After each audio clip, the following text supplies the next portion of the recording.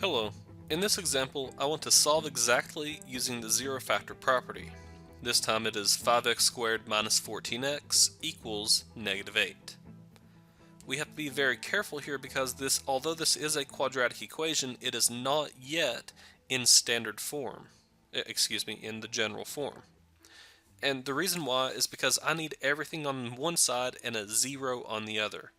That's indicated in here as well, the zero factor property. So I will get a zero on one side and then I will factor. So to do that, I need to add 8 to both sides. When I do that, that gives me 5x squared minus 14x plus 8 equals 0. At this point, I can now factor.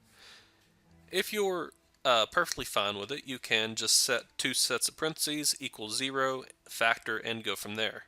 However, a lot of people find it easiest to use the bottoms up method. So I'm going to take this 5, bring it over here, and multiply by the 8th. And that will give me x squared, minus 14x, and then plus 40.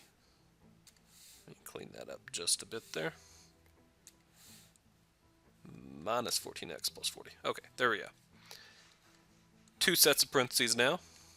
An x there and an x there. This positive means that they're the same sign. This is what sign they are. So they're both going to be negative. Now ask yourself what multiplies to 40 and adds to 14. If you need to, just write down all the factors of 40 and you'll see that it is 4 and 10. Now because they're both the same sign, it doesn't matter where you write these. Remember, because I multiplied by the 5 here, I need to divide by the 5 here. And then I simplify, and that gives me x minus 4/5 times x minus 2. And then anytime you have a denominator, it goes up in front of that x. So this gives me 5x minus 4 and x minus 2. Now then, you can go ahead and FOIL this out to check. I'm just going to do it in my head. 5x times x is 5x squared. Good.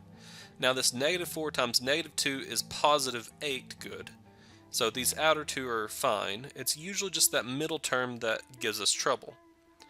So what I need to do is I need to look at the 5x and negative 2. Multiplying those two together gives me negative 10. And then the negative 4 times x is negative 4x. So negative 10x, negative 4x, that should give me this middle term of negative 14x. And it does. Therefore, you can just simply write down the first factor, 5x minus 4 equals 0. And then the second factor, x minus 2 equals 0. Then you just solve from there. I can add 4 here. So that gives me 5x equals 4. And now divide by 5. And that gives me x equals 4/5. Here I have x minus 2 equals 0, so I need to add 2 to both sides. So that gives me x equals 2. I have two separate solutions. Therefore my solution set includes both of them in numerical order. 4/5 and 2.